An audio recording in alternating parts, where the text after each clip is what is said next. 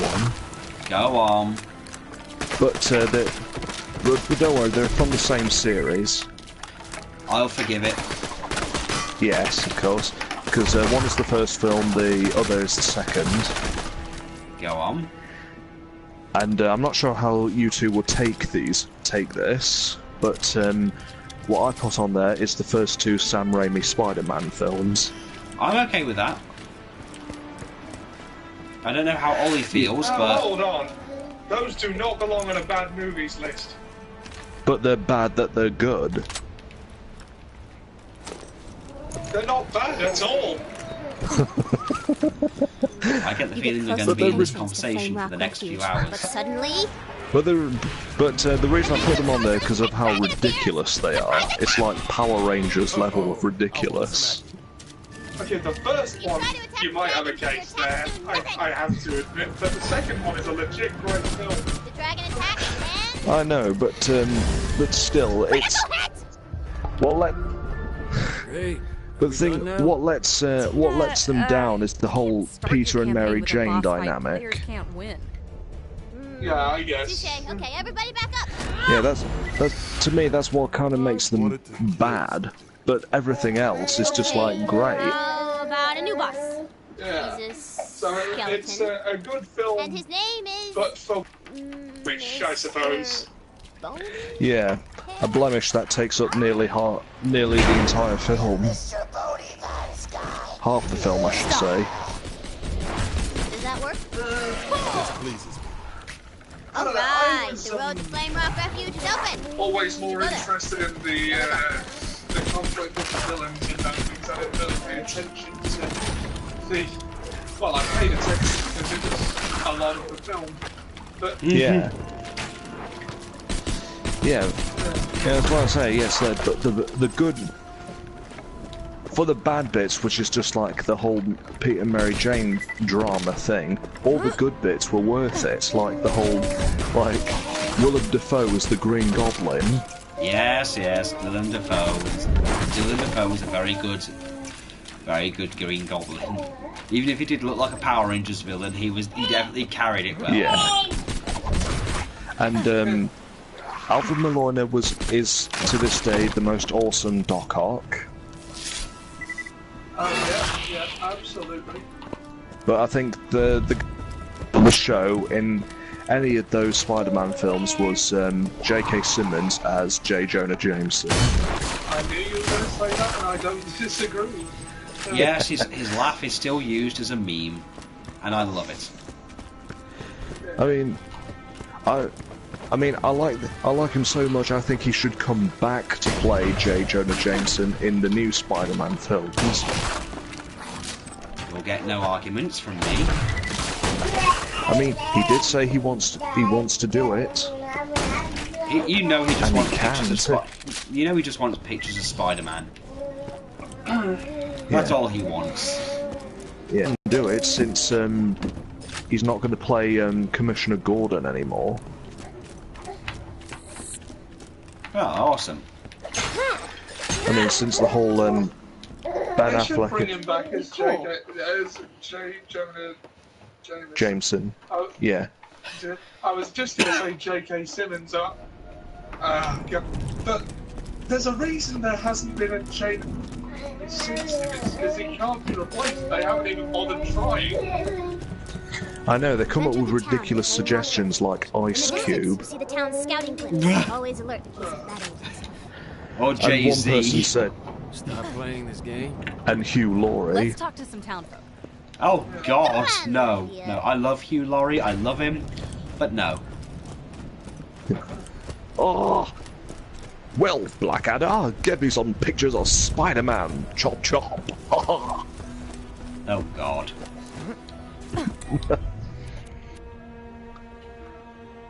Titch tosh. Yeah. I mean, there's rumours every time there's a Spider-Man movie in who they might cast to play him. Just bring back J.K. Simmons. It's not rocket science. That'll make everyone happy. Yeah. What I love about the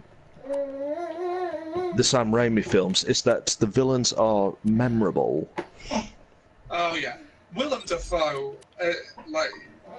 I mean, it was hammy as all hell, but it worked. And you can even quote him. Yeah. Misery, misery, misery, that's all you are. I offer you peace. I offer you friendship and you spit in my face. Cause the deaths of countless innocent somebody again and again and again until we're both dead. The itsy bitsy spider climbed up the water spout. Down came the goblin to take the spider out. Everything looks so good. The Sam Raimi Spider-Man films are some of my favourite films of all time. Like, Yeah. even though to a lesser extent, the third one. Yes, but the list did say films that are so bad that they're good, not just they're bad. That would be good if not for some badness.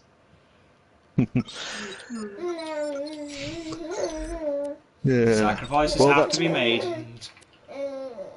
Well, that's mine anyway. So who's Okay. next? Let's Okay. see. Okay, I have a few in.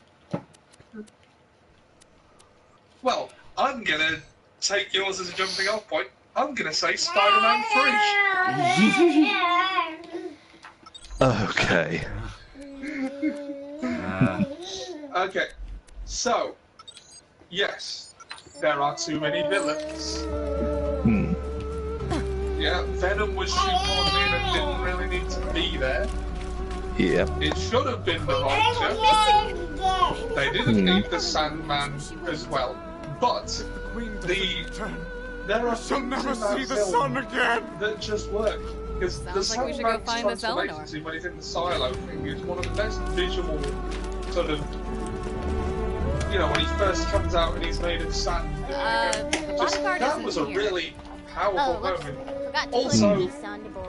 Can everyone stop lamp. whining about the dance? Girl looks like she got a it problem. makes sense in A bunch of context. problems. I was never whining I'll about never the stop dance. moaning about it. It makes sense in context. Peter Parker is a hopeless nerd, and he's suddenly become confident. That is what a hopeless nerd thinks cool looks like. But that That was a doesn't very clever improve scene. him.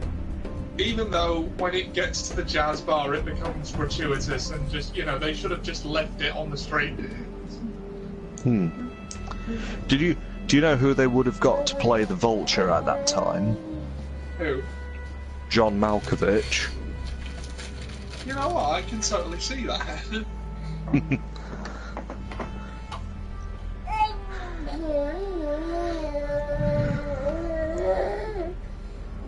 And they've also would have introduced Felicia Hardy as well, who would have been played by what's her name? Oh God,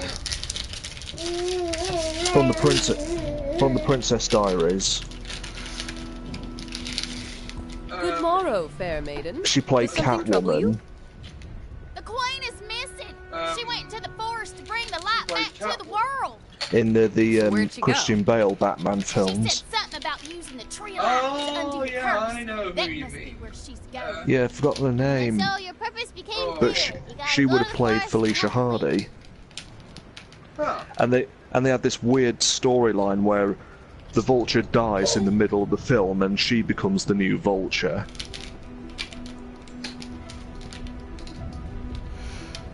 Oh, right. Interesting. That is how bad it would have gotten. Oh dear. And apparently Mary Jane wasn't going to be in it.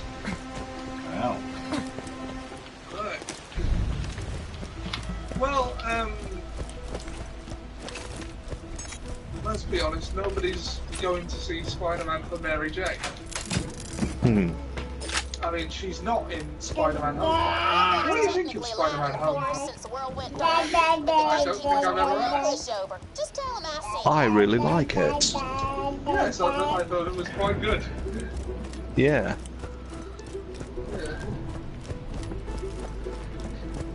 Yeah, Tom Holland's got the right balance. Yeah, I said that in my video entry on it in this. I know. I know, I saw it. Yeah. So, yeah. So all you've chosen Spider-Man 3. Yeah. Okay. I have more, but what's everyone else got? Well, since you guys have done your thing, let's see. Okay. Good bad movie. I'm just gonna go with. I'm gonna go on one and fuck up a bunch of other people and just say the original Judge Dredd. I haven't seen it, but cool. Okay, now some people will sit there and say, oh well, it was a bad movie. Yeah, it was. It came out in like the 90s. But you got to understand another thing. The 90s was before we got movies like Guardians of the Galaxy, like any of this new stuff that we've got where quality's in, and it was a comic book movie based on a very, very, very, very obscure comic book developer at least. Okay. So I think it was 2000 AD or something. And yes, 2000 and Judge Dredd was one of those big things just at the time. And it was at the time, yes, of gritty superhero, like hero comic things. And I will just say, it's not because of anything to do with Judge Dredd itself, it's to do with Sylvester Stallone. That is literally all there is to it. It's literally just him. The thing that makes it for me is literally just him screaming, I am the law. Yeah. That is all it needs to be. The biggest praise I'd give for that film is the sets. Oh yeah, the fact they got the... I mean, you can't even say that they didn't get the costume right. Yeah. I mean, the sets are nice. Look like it does look like it came straight from the comic, I'll give it that. Yeah, oh yeah, it did. And I just love the whole thing because you get to see just how over the top he is in terms of a law enforcement officer. I mean, he blows up a car for being late. I think he blows up a car, it's been a long time since I've seen it, for literally not paying its parking ticket.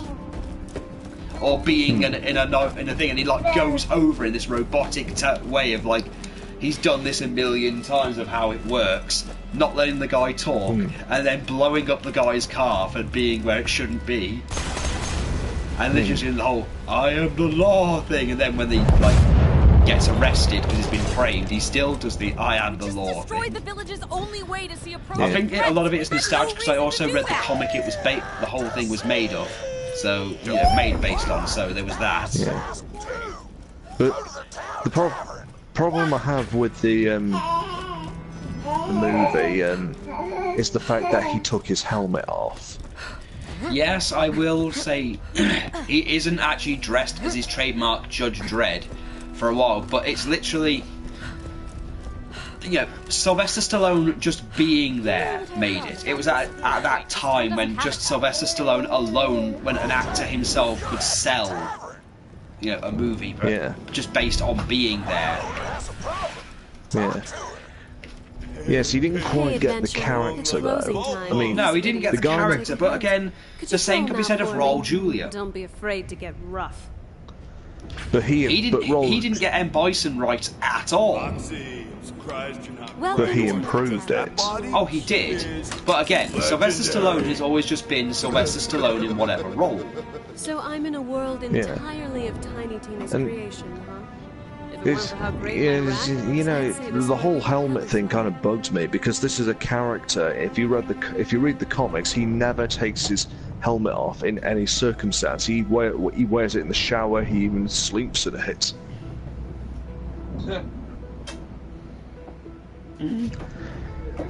That's the wackiness of the character. Given the setting, I should probably have some fantasy-themed innuendos ready. Mind if I bounce them off? Thanks, sugar. But still, wonderful sets. Oh yeah, wonderful sets. Yeah. I mean, the sets are a lot better than the last Judge Dredd movie.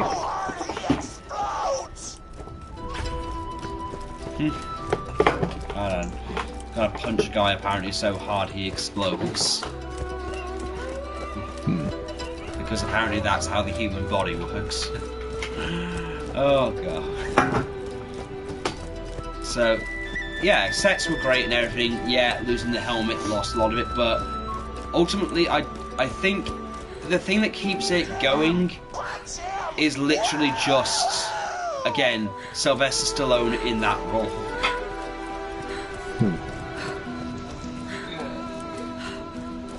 Because again, that's really all it needs to be.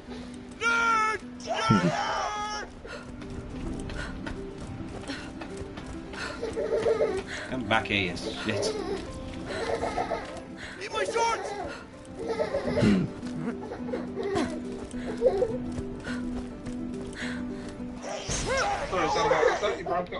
Sorry, I just punched a guy so he exploded, so, you know, that was that. I'm having fun. That was a thing. So, yeah. I'll say Judge Dredd is my third. So now, back to Ian. Okay, well, next on my list is the Power Rangers movie. Which one? I take. Do you mean the original one or the recent one? The original. It's Ivan Ooze, isn't it? Listen!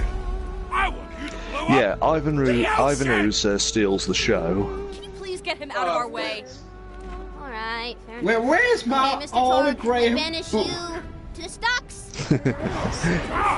Yeah, and the funny thing is, he's played by the guy who plays Belloc from Lost Ark. I didn't know that, but that is awesome. Yeah, and the reason why he got the part is because his grandkids begged him to do it. Look, I think look, I get why, and I hate to sound like a massive fucking nerd here. I get why in the TV show when they switched to the Ninja Zords they didn't change the outfits.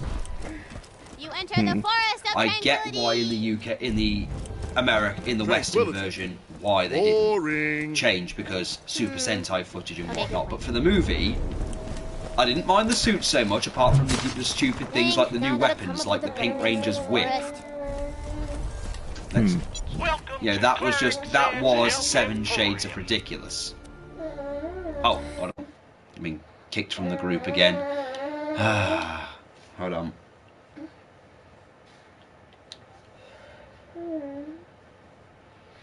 There we go. I'm back. Yeah, I get all that stuff. But Live. yeah, we were live. We're still live. We were still live. Yeah. Just again, I accept all Because I that. can't see the camera. Oh, odd. Huh.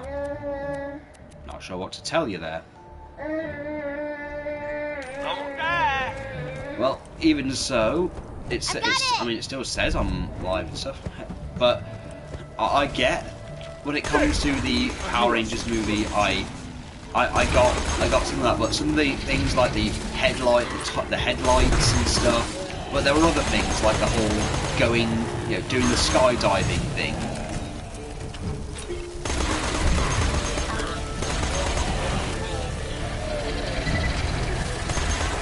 All still there? Yeah, I'm still here. Yeah, the skydiving bit at the beginning. Ivan Ooze's thing was he's meant to be sealed for a few thousand years and stuff. How does he know what the Brady Bunch reunion is? I don't know. And then of course all the other stuff like, there were a few major plot holes, like the whole thing with the parents digging up those things. That lead us right to her. Yeah, That was always a Just stick to the weird main thing. road That and was you'll always be a weird fixed. thing to me. This forest grew from the corpses of my enemies. Isn't that a gift? Yeah. But yeah, I went to see a cinema to see it as a kid. I hated that they brought the pig in, because he wasn't really a thing in the show at all, and he didn't really add anything to the the general theme. So there was that. It was a great it was a great, thing to show people why.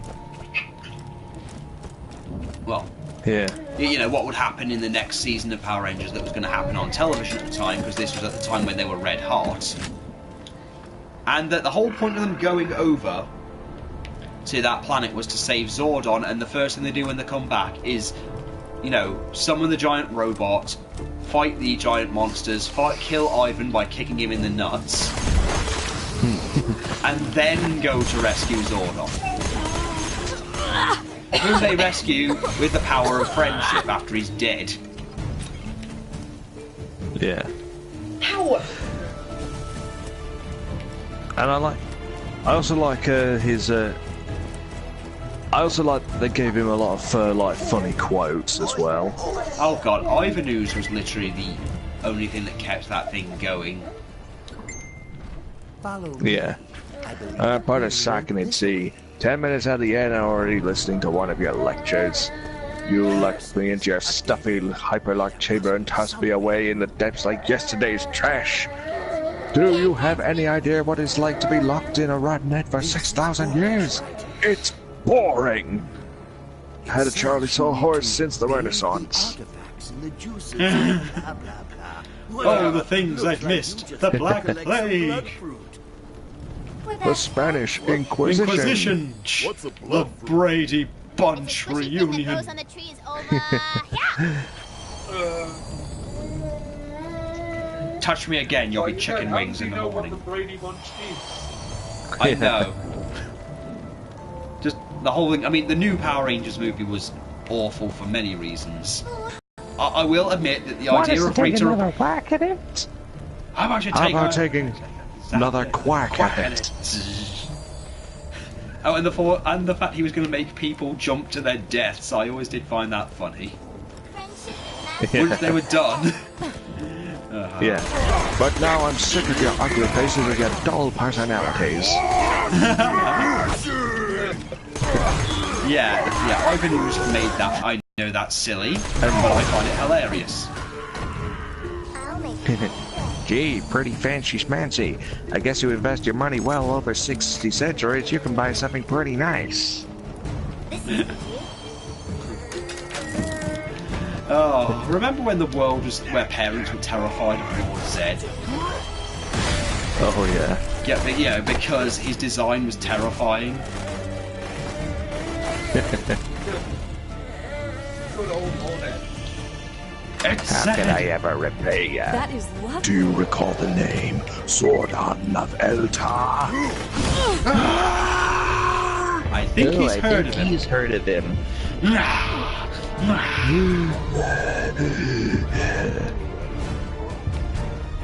Yeah. Oh god, yes. Yeah. Who does this clown think he's dealing with? The boogeyman is taking over. Nobody double crosses Lord Zed and lives. Oh, stop it! It tickles. My turn. Yes, I have watched that film so many times. I can tell. And I don't blame you for it. Yeah. It's funny to go back and watch, I guess, with, the benefit of hindsight. Yeah. And also another thing I liked about the film, it's not just Ivan Ooze, but it's also Bulk and Skull. Oh god, Hulk and Skull, the real heroes. Yeah.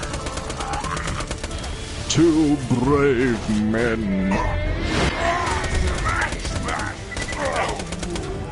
I mean, fear of jumping out of the plane, that's normal. You shouldn't judge them for it. Unlike those preppy kids and their superpowers. Yeah. Like a bad Archie comic come to life. Yeah. Minus Jughead. Oh yeah, Jughead's the man. Yeah. So yeah, that. Boys, got me hungry tonight. So yeah, Power Rangers and the movie. That's mine. That's fair enough. Well- Ollie. Okay, I have one more, but, well, it's... There's not enough to say about two of them, so... Okay, so the film is Star Wars Revenge of the Sith. By extension, sort of the Star Wars prequels in general. I think I can agree with that. Yeah. Yeah. I mean, the prequels aren't good films. Well, 1 and 2 aren't. I will legitimately defend Revenge of the Sith as a good film, or at the very least, as not a bad one. When it comes to the, well, that particular movie, in general, or the trilogy. It's the only good one out of the three. I will say this for the prequels. The prequels had stuff going on. Not always good stuff, but it gave us some memorable stuff. I mean, let's face it. It's even years after it came out, we're still commenting. We're still doing that. You know, that particular. Well, do it. We're still doing it. We're still doing it. Yeah. Oh yeah. Speaking of, well, Star Wars has never not been quotable. And that's every single one. Every single one has immortal lines to it. Although, and some of them... Star Wars, have you seen the trailer? Yeah. Yeah. You kind Last of made Jedi us. doesn't look so bad anymore, does it, Ian? What are you talking about? No. Last Jedi's still shit. It's better than, like, most of them.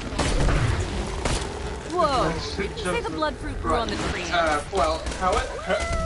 Okay, Ian being wrong aside... Ollie, stop being the toxic human being. I'm not being toxic. That's just what a toxic human being would say. But anyway, we're not here to talk about. Yeah. We're not here to talk. We're not here to talk about movies being good or bad. We're here to talk about movies being so good, bad they're good. Yeah. Well, what I was going to say about the whole thing is, looks like we're going back to the nostalgia well with JJ and the Star Wars Abrams. What you mean, JJ? I like the mystery box so much because I can't actually tell a story. Yeah. Well, he's great at building up a mystery, he's lousy at payoffs.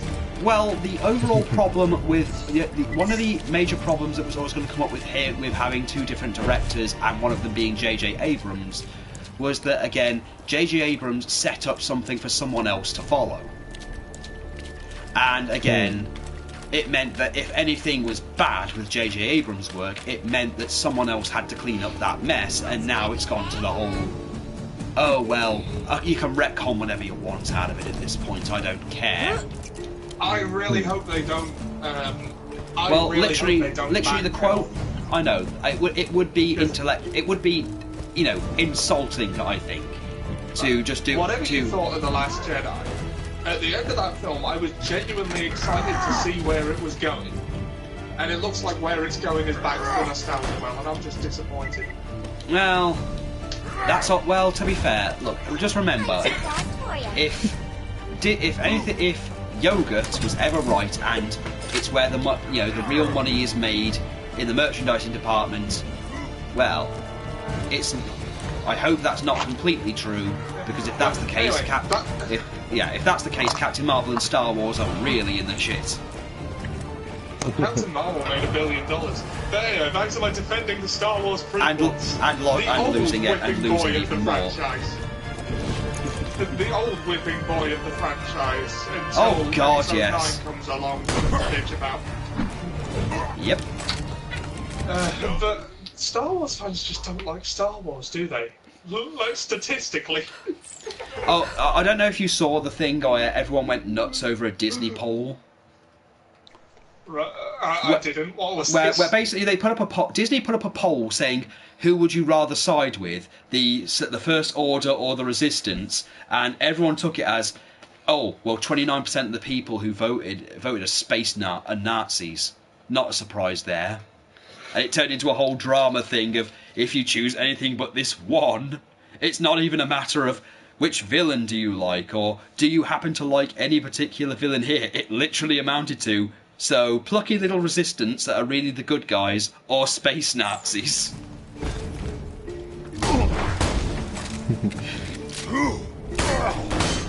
God forbid you like Darth Vader. Oh, Vader. One good I think one good thing that ever came out of Revenge of the Sith is the memes. Oh God, the memes. High ground. R/prequel meme. You are meant to be my brother, high ground.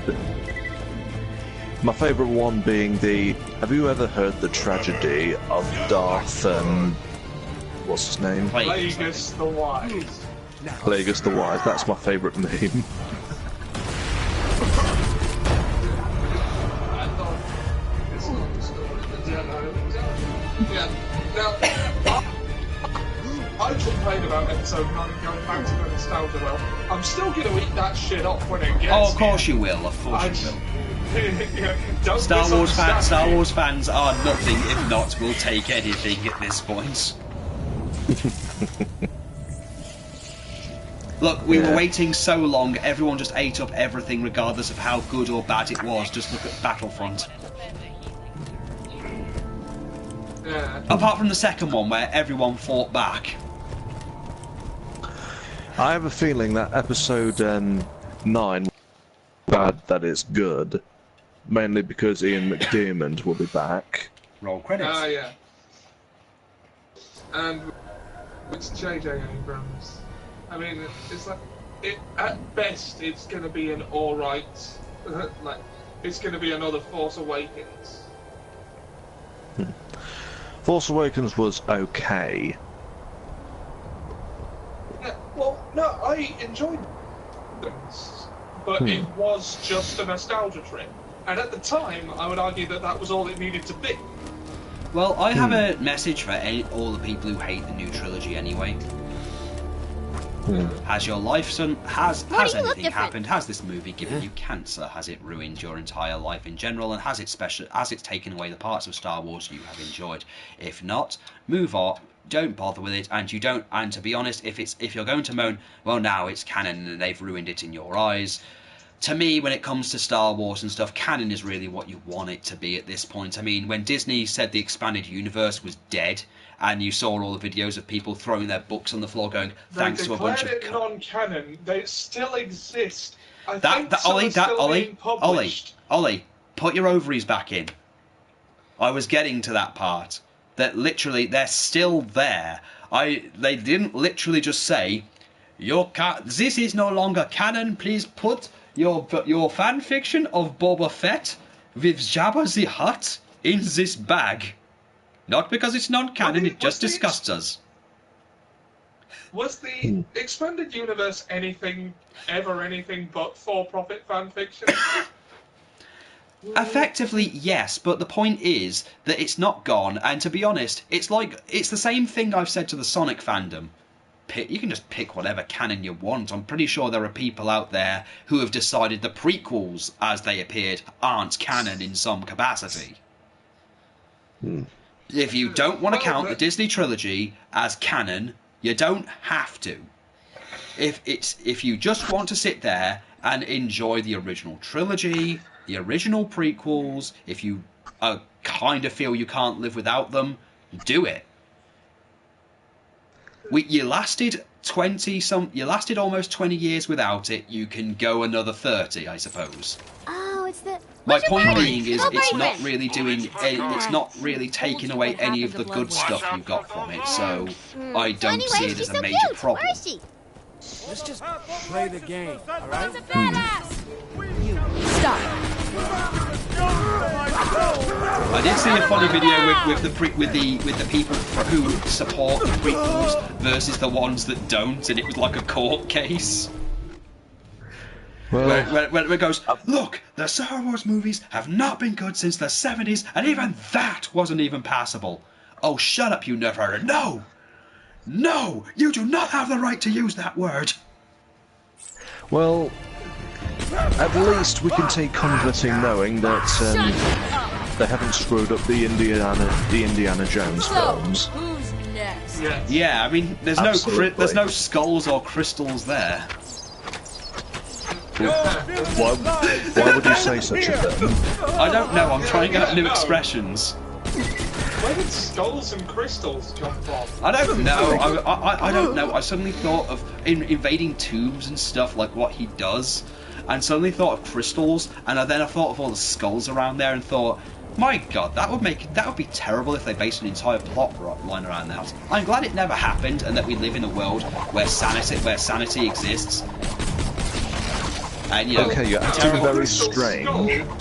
A skull made out of crystal would actually be a decent artifact to make a skull, as long as it was reasonably grounded in reality. Oh yeah, I mean, what could they? Yeah, I mean, the last thing we need is a movie where they do silly things like, I don't know, a bunch of Nazis or someone say come in, like plant a bomb, and then the only way to survive said an explosion of any kind is something like, I don't know, jumping in a fridge.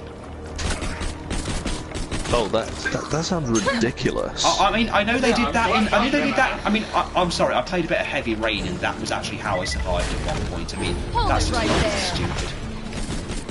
It is stupid. In all seriousness, yes, that is actually a way you actually survive in that game. Is to survive in a burning apartment that's about to blow up, you jump in a fridge, and then somehow you end outside. I don't know how, but well, that's beyond stupid, and I'm glad it never made it into an Indiana Jones film. Why would it? Yes. You'd have to be, you know, you'd have to hate your own audience in a ridiculous way to even do that. You know, if you actually did that to Indiana Jones, you would, I think it would be okay to tie the person who came up with that idea up and then set them on fire while kicking them in the nuts with you know, an asbestos boot. Well, I'm so Testicle glad it cancer, didn't. no matter how it happens. Although Disney did say they are planning a 4th Indiana Jones film. Oh God. But yes, they're also bringing back Harrison Ford, which I understand. But isn't he getting on a bit? Yeah, that doesn't really make any kind of sense. I mean, it's the Harrison Ford line, so I can sort of understand why you want it back, But what's it going to be? Indiana Jones and the escape from the retirement? That would actually be hilarious. Indiana Jones and, I don't know. Those cookies? I hate cookies and raisins. And snakes. Indiana Jones and, I don't know, the Norse god's colossal bag. Oh, Thor dear. himself used this to shit out mighty thunder. And then you have Chris Hemsworth standing there saying, I can vouch for that. And then the Nazis somehow want it. Okay, well, back to defending the Star Wars prequels. I can't really defend Episode 2 so much. No one can defend the. We can't defend Attack of the Clones apart from the really good TV series. Yeah, apart from the Clone Wars cartoons. It gave us the best. It gave us, in my opinion, and you will disagree with me, and I don't care. One of the best female characters, if not the best female character, apart from Princess Leia, to ever appear in a Star Wars thing, of Ahsoka. Ahsoka is a very good character. She is a good character. I like her design. I like that alien design. Yes. And say what you want about Rebels. At least her appearance, you know, I liked the aged up version and the whole fight she had with Vader. I still haven't watched Rebels, I've got to get to that. Hold it! Apparently they're planning a Rogue One TV show. But that was One movie? Is it a Rogue Squadron team? Well, apparently it's got like a prequel. Oh, about Jyn Erso. Yeah. And, or Saw Gerrera and all that. Yeah, alright. Rogue One was a fantastic film. It's basically the closest you'd get to a Battlefront movie, but it's done really well. Speaking of Star Wars, haven't they just announced a new game? Yeah, and I'm a bit out of the loop. So is it actually made by EA or is it someone else? It's published by EA, but it's being made by I forget the name, but they made Titanfall and I just that new remembered, thing this that's next fight really won't work unless popular in Roland's here. Apex We should Legends. probably just take a break until Roland shows up. But Stop it's called Jedi Roland's Fallen not- Order. Oh, I got an It's idea, I got an apparently a story idea. where you The become a gatekeeper Jedi of some description, something about Scrolls. Order 66. It reads, It's around that "Retrieve the time. white knight And EA made a early big to open the way." show on Twitter of no I know just where he microtransactions, is. no loot Wait, boxes, and no, we won't be adding them. No, EA, you don't get praise for that. That's like saying It's too late. That's like saying I'm buying you new clothes and I'm not going to shit in them. I'm not going to piss in them, and I'm also not getting them off my Uncle Frank. Yeah, it is. And for EA, Sorry for that not analogy. Like an EA game is one hell of a sales pitch. What? Sorry for that analogy. And it literally came off the top of my head, and I'm very sorry if it grossed anybody out. No, it's quite an apt analogy. But, Thank you.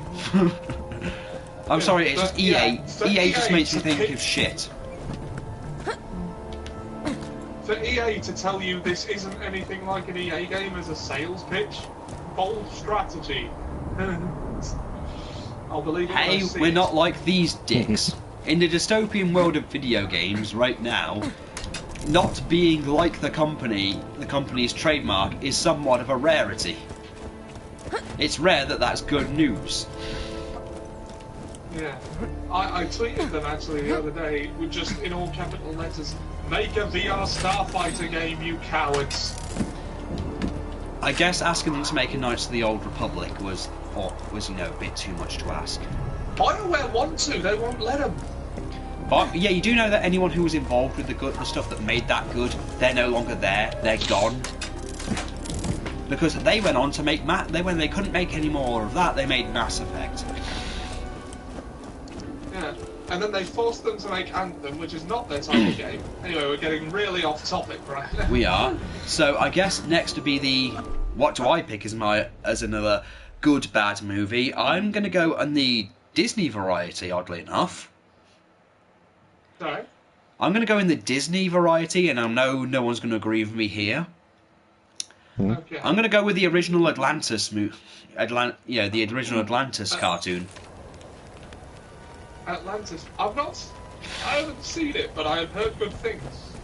Okay, so basically, it's about some guy who wants to prove Atlantis exists, but his college or university or wherever he works will not, give him the funding because they feel it's a fruitless endeavour. Eventually he gets fired, and some rich aristocrat, who they never truly explain, funds an exposition.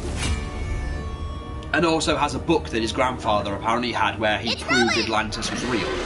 And at first it's getting all these quirky characters in a submarine and everything going underground in order to, Help me fight this thing. find Atlantis, and then they find it. It's a dying society, and they can't even read their own old language or anything, but he can because he's one of those nerds. He kind of really falls in love with the princess of that particular place. But one of the members of the team that's come with him is also an army guy, gets where this is going. He wants to harness the power of Atlantis for himself and military things. He dies, and he stays behind to live in Atlantis and help them advance. I know there's a lot more to it than that, but I'm literally giving you an abridged version of what happens. It's not it's nowhere near as spectacular as other things like Beauty and the Beast or any other Disney movies you can probably name a Disney movie. But I think it's serviceable for what it is. And it's just a. Yeah, I personally enjoy it, and I've sat there with Liz watching it sometimes. Get your second wind. Well, I have a few issues with it. Go on. Go on, Yeah. Ian. Go. It's supposed to be like set in like the early 19th century before the First World War. Yes. But yet they all talk like from the the modern era. Well, there is that. Yeah. Yeah, it kind of like that kind of takes it out of it for me. Going Atlantis too early in the intro. Whereas the original intro kind of added to the mystery of it. Ah. Yeah. So it's like in the original intro, it's like a boat full of Vikings looking for Atlantis, but then they get attacked by the Leviathan, and whole ship sinks, and then leaving like the journal floating on the water.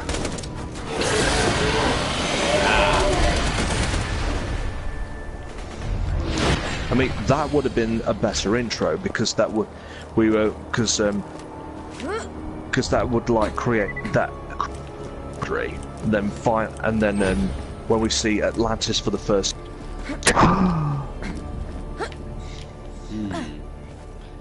Guess that's fair enough. Yeah, but for some reason, they decided to go with, oh, let's show the princess as a kid losing her mum and all that.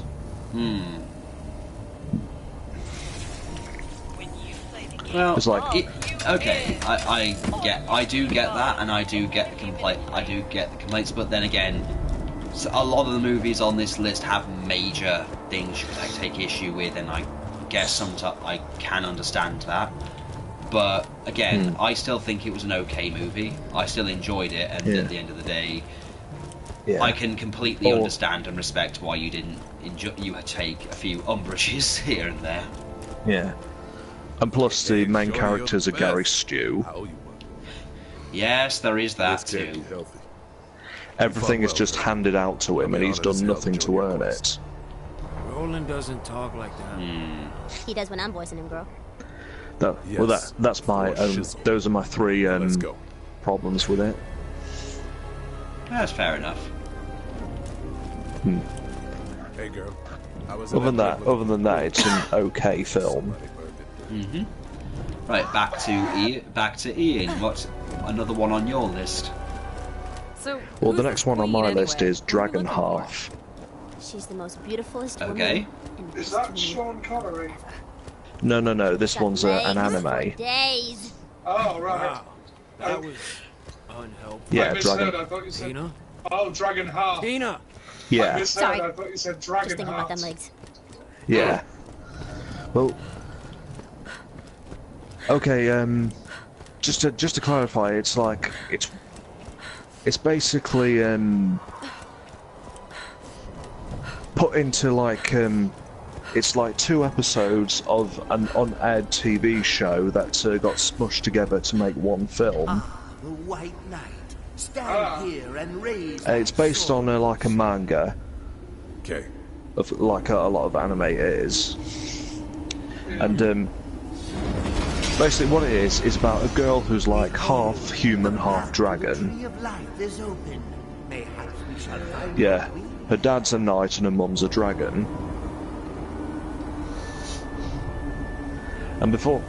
And just so you know, her mum can turn into a human, so it's kind of less, yeah. Horrific. Right. Yeah, and basically the whole thing is a comedy. It's like comedy, like from start to finish, which is quite sad. And basically, the premise is that she's fallen in love with this guy who's like a pop singer, but he's also a dragon slayer. Oh, I can see where that would go.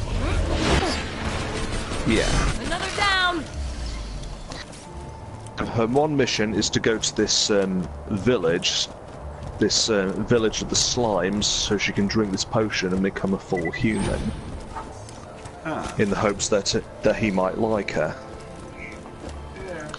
But instead he's trying to kill her. Vitality growth. This is where the tree of life first took root. Yeah. The tree holds all the good and natural magics of the world. So yeah, that's kind of overall the basic premise. It's a show to be seen, to be believed.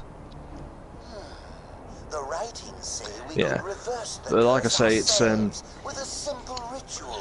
it's wacky comedy from beginning to Reverse end. the curse, then find the queen ourselves. Alright. And it's like it doesn't. I mean, there's quite a. It's like the main villain in the story is the king, because he's the one that sends the Dragon Slayer to try and kill her, and he's only doing it. Well, he's doing it because her father was like his most used to be his strongest warrior, and he sent the father out, sent him out to the Red Dragon, which is her mum, but instead of killing her, he falls in love with her and marries her. And so the king spends most of his life trying to send people to kill this guy, and so he can marry the Red Dragon.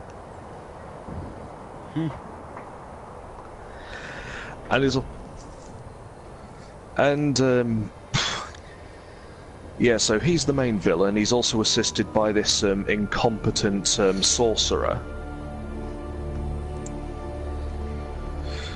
who also serves as almost like an advisor. And also his daughter, the princess, is also a rival to our main character.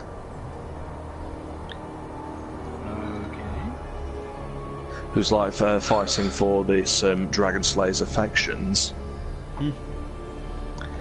And unbeknownst to the main character, she reveals that she's half slime. Yeah. Because the legend of the potion that makes a person full human, she's heard of it through about a story about a young slime drank the potion and became a beautiful woman, and that beautiful woman turns out to be the princess's mum.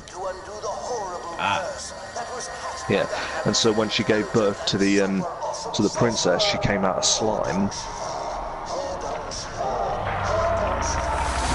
Yeah. So yeah, there's not really a lot I can say about it, other than go watch it. You have to see it to believe it, or go read the manga, because that continues the story afterwards. I mean, it's not out in English, but there are translated copies on the internet. Wait, what? That's 0 cents. Yeah, so that's my pick for that one. Okay, Ollie, what about you? Let's see. Oh, yeah, I've got one. Oh, God, yeah. Oh, yeah. That's awesome. Yeah. I mean, I forget what its classic score is, but it's low. I think it's 30%. And I think that's a crime, because it's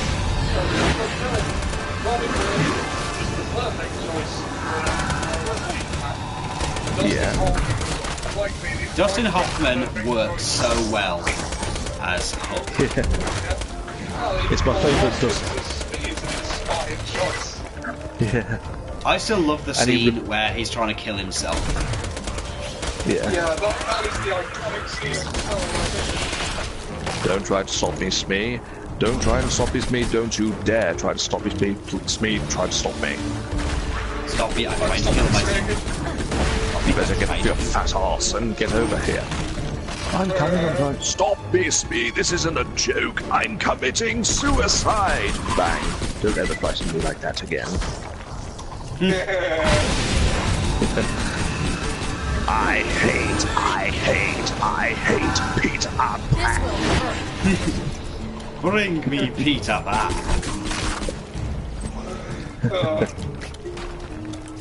Yeah. So, in Dustin other Hoffman words, really made the film, but you know, there's taking made the film. That's not to discount Robin Williams, who if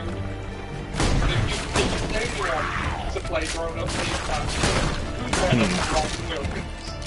yeah. Originally it was going to be Originally it was going to. Yeah. Originally it was going to be Michael Jackson. Oh. God, imagine how awkward that would have been. Yeah. I know. It was originally a film made for my. Why does that not surprise me? Yeah, and he was totally on board, but apparently he was having like doubts about it because of like the whole yeah, you know, in the beginning of the film he's like a boring old lawyer. I don't want to be a lawyer. I want to be a kid again. Yeah, it's ignorant. It's ignorant. Yeah. That's what man does. That's ignorant. No, that's the lawyer stuff. Lawyer stuff's for duties. Yeah, that. Yeah. Yeah, that would have. Yeah, that would have knocked it down. Oh, the grown-ups are pirates. Excuse me? We kill pirates. I'm not a pirate. It just so happens I'm a lawyer. Kill the lawyer! Kill the lawyer! No, I'm not that kind of a lawyer.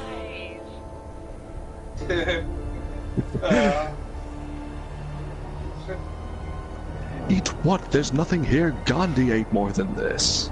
And that's actually quite a good line. Gandhi. And there's also the whole, you know, work-life balance message Yeah. that comes with it. Yeah. Yes, we all know he. Oh no, it finally happened. I'm having a nervous breakdown.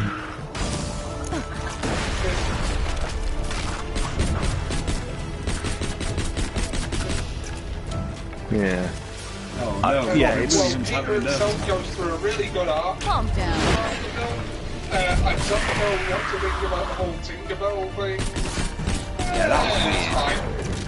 It's fine. I won't die here! Yeah, Julia Roberts being in love with Robin And now Williams. you will fall. I mean, yeah, Robin Williams is great and all, but Julia Roberts? I still go to Julia Roberts. It's just, I don't know, Tinkerbell suddenly becoming human for some reason. And, It's never explained. Yeah. I mean, I know this is Neverland, and it's all, but you know that flies in the face a bit, and then also just romantically see right on that was fine. It's Yeah. fine. Cradle It's snatcher. a very small part of the film. It's a very small part of the film. Also, the practical sets. I would be remiss if I didn't mention the emphasis on practical effects in this film, and it's brilliant. Oh, absolutely. Yeah, like Neverland, as they made it, was real. Those were real sets. You know, there was very little CGI, as I understand it. I mean, Yeah. it's all, Plus, and the scene where he flies for the first time. Oh, that is fantastic. That would totally be me if I suddenly learned I knew I could fly. yeah. Well, I say it many times. Of course, there was CGI. There was quite a good emphasis on practical effects, and I really like that. You just, some things you just can't replicate digitally. Yeah.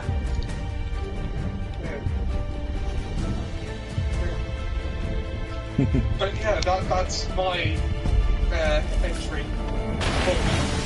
Yeah. A terrific film. It's a great film.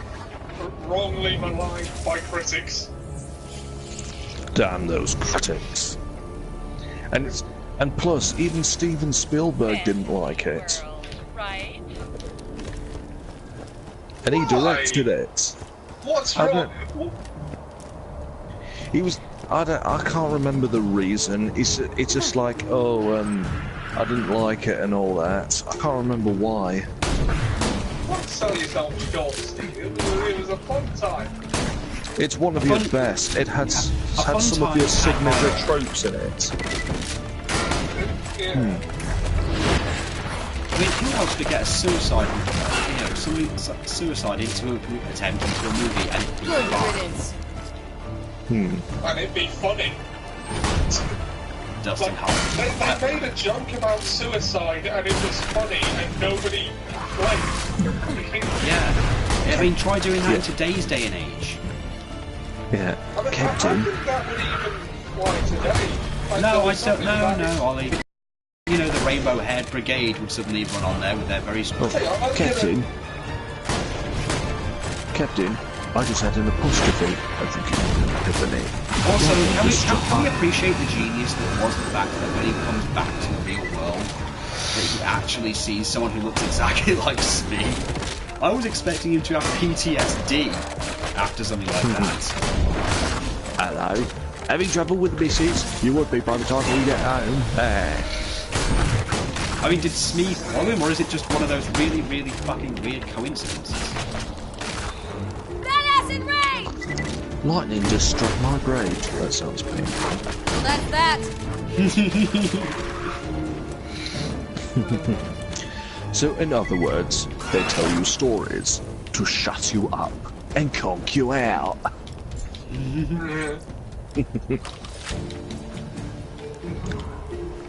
Smee flunked the maggot. Now, I've got the scene on YouTube and none of the comments are saying it trivialises suicide or whatever. That's probably what they say. Ah, thank God. Actually, you've got to give it credit though. The fact that it did a suicide joke, and the suicide joke was actually okay. Yeah, it was fine. It was funny, and it wasn't even in bad taste. Oh God. Speaking of, if it's my turn. Yeah. Go ahead. Okay, this one. Now, it should be noted, I do not have a great relationship with the good old land of Oz. For various reasons, mainly that their wildlife scares the absolute shit out of me. One of the scariest pieces of wildlife to ever come out of Australia is, of course, Peter Jackson. Who you might remember. I know what this is. And you might remember him. You might remember him as the guy who brought you Lord of the Rings. I remember him as the guy who brought me an Alien movie, which I quoted more times than anything else. That Alien movie was Bad Taste. I knew it. Oh. I thought you were going to say Brain Dead. Brain Dead is actually a very good one, but I was going to say Bad Taste was actually... I'm going to say Bad Taste purely because of this. Oh. No explanation is really given. It just starts right away with the intrigue. It's not like Children of the Corn where everything's normal and suddenly kids start murdering adults. It's literally abandoned town, weird guy called Derek, who himself is a fucking enigma if you've ever seen the film. He's with this like special squad or something that's never truly explained, like doing the paranormal, and is with some other guy who's keeping contact with him, and he's allegedly caught someone whom he's torturing, who's clearly an alien, in quite a grotesque way, like nailing a machete into his foot. And, he's convinced this guy's an alien, and when he talks to what I remember is just a conversation with his comrades who are coming in like a car, and like, what does he look like? Well, I describe him as kind of human-shaped. He's called the bloody farmer. But no, he looks like he's weird and I like that. He has caught the bloody farmer. And then he starts torturing. Jackson's famous for those movies that are like really gory and really silly, like pre-Lord of the Rings, isn't it? Yeah, but what? No, but Ollie, that's not the best. The first good scene I remember is him Always literally doing a whole. Queen's Imperial Guard. Is when he's being chased by one of the aliens, and he hasn't got time to put the in. He hasn't got time to put the clip in. So he turns around and starts doing the impressions of the gun, and the alien actually fucking reacts. Like he's trying to find the clip, and this alien's coming at him with an axe, and his first response is to turn around and literally, I'm not exaggerating this sound, while holding an Uzi, and the alien's actually reacting to it, and he's like, huh? Looks down at himself to notice nothing's happening, which he then does on a weird, like, freaky giggle, runs off, actually puts the clip in, then makes the sound effect while firing it at said alien. Then he shoves the gun all the way through his body in the most over-the-top way possible, then starts firing at the others while still making the sound effect. The way he's killed, and then he's knocked off a cliff by the alien he caught, and then you just see a giant puddle of blood, and then see later that he landed on a nest of seagulls, one of which he headbutted to death. And the back of his skull's like open. Because I'm thinking it might be worth making this a two-parter. Well, okay, I don't know how we're doing for time, because the HUD isn't really up to tell me. It's fine. No, I mean, how long the podcast has been going on? At least an hour. Okay, it's probably gone at least an hour. Let's see if I can. Well, you were doing it doesn't say your broadcast. Yeah. Well, that was an hour and 25 minutes ago. Okay, but I'll just finish this one then, and we'll call it for now. But what makes the movie? I need to pee. Okay, I'll watch her. I will. What makes it fun is when everyone else turns up and you see the aliens themselves, and there's this guy who's like a con artist or something, or at least that's the implication you get, is that he's clearly some kind of con artist. Yeah. But when he turns up there, he gets captured by the aliens, and they flat out tell him in an over-the-top voice that they're going to basically kill him and eat him. I know, Nicole, I know. But then, when everyone else comes out and they finally, like, turn, you know, they turn into their actual forms, and they think they've killed that, and when he fires... many times, it never fails to make me... Yeah, but then it's when they fire the second rocket when the big climax is happening, and they've cornered the main alien, and they fire the next rocket, and it goes through the house, but then they see it coming, move out the way, it goes out a window and hits a sheep. And all I remember is just seeing the sheep go, nah, and then it just blows up. But then, like, the main alien escapes, and then he's on his... And as the ship flies off and everything else is going okay, Derek, who has survived and is driving a car, and, you know, is now gone completely insane and has a chainsaw, is also on the ship. And the alien's using a telephone to phone home, literally, and telling them he's coming back, and that they've lost a lot of people, but it's fine. And then suddenly he hears a sound, goes out, and the guy, like, cuts a hole open in the ceiling, comes down and cuts right through the alien, going straight through his head and coming out bit underneath it, through his arse, and then he goes, I'm born again. And then he's like wearing the alien skin, picks up the phone and goes, I'm coming to get you, bastards, and then puts the phone down, and we never got a sequel. It's definitely it's ridiculous, and it's like, I think it's one of his first movies, but the over-the-top gore, the really terrible alien suits, the what I assume is Australian humour. Because that's the best part of it. The whole film is just... It's not a series... It's playing itself like a horror movie. A whole aliens invade a town, kidnap, kill all the humans and pack them in literal cardboard boxes to take back to their own planet and sell as food. And you can't take it seriously because the voices of the aliens are stupid when they're in human form, even though only one of them can speak. and the violence is so over the top. It's hard to take seriously. It's like someone got the violence and just turned it up to 11 just for the sake of it. So I recommend giving it a go. If you, I mean, granted, yes, as Ian will probably point out, Brain Dead is a lot more violent, especially that lawnmower scene.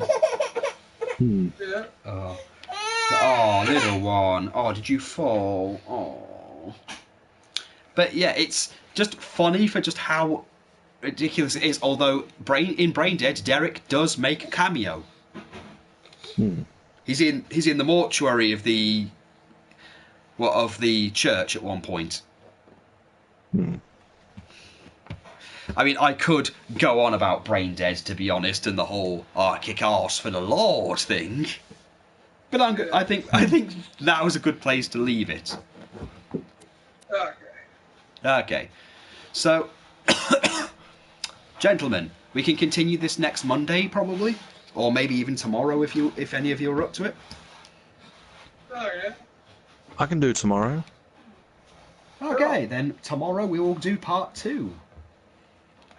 Yeah. Until then, I've been Murasaki's Pit, joined, of course, by the lovable Ian and Ollie. And I shall see you all soon. Bye. Yeah. Plug his shit. Yeah, where can they find you, Ollie?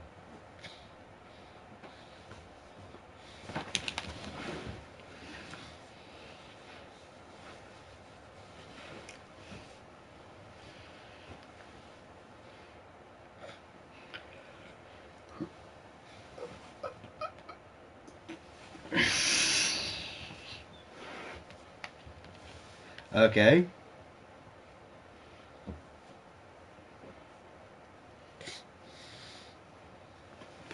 Okay, and Ian, how can the world find you and your wonderful Spider-Man DLC?